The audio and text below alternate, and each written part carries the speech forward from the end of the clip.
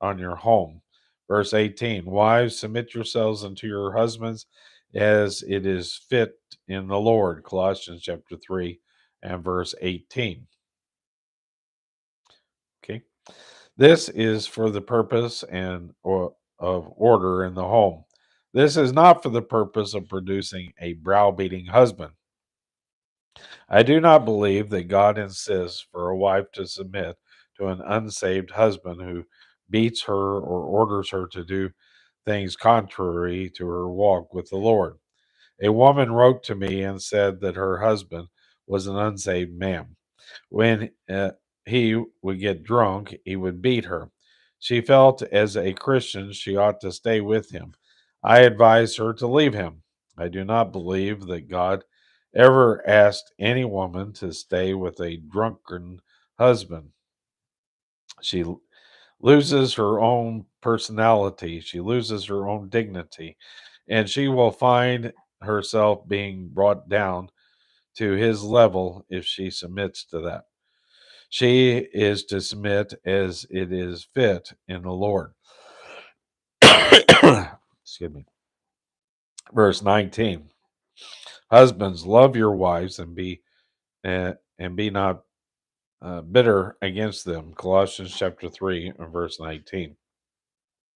The husband who loves his wife is the one whom the wife is to submit. She is not to be the one to take the lead in the family, but she is to urge him to take the lead. I think we have had these things all wrong for a long time.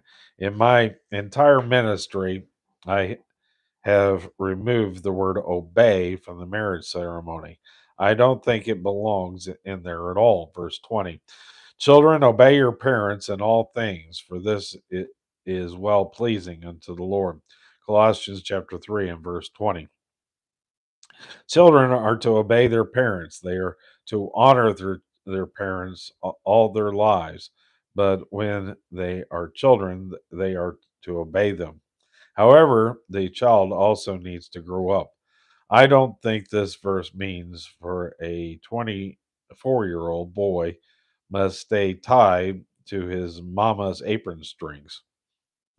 Should make that a 34-year-old now. Whether he is married or single, when he has reached maturity, he is ready to get away from his parents. We see so many teenagers rebelling against their parents in our day. I believe that God may have put into the heart of teenagers the necessity to get away. I like what Sister Dean used to say. They make them where they get on our nerves, so we want them to leave. There is a period in our lives that it is weaning time, and they need to learn to be independent. I have seen some literature that tells young married couples that they are still to go to their parents and obey them. I think that is nonsense and entirely unscriptural. See Genesis chapter 2 and verse 24. Children, obey your parents in all things is a verse for children, for minors. Verse 21. Fathers, provoke not your children to anger, lest they be discouraged. We should include their mothers, Colossians chapter 3 and verse 21. Let me refer you to my book on Ephesians and my comment on Ephesians chapter 6 and verse 4. The remarkable feature of this verse, as given both in Ephesians and Colossians, is that under the Mosaic law, the commandment referred only to the children. There was no reference to parents. Had the law developed in the parents a dictatorship rather than a directorship? No. The book of Proverbs reveals that the responsibility to find God's will in the child had been given to the parents. Train up a child in the way he should go, and when he is old, he will not depart from it. Proverbs 22 and verse 6. Now, the apostle moves on to the subject of holiness on the job, at the place of employment.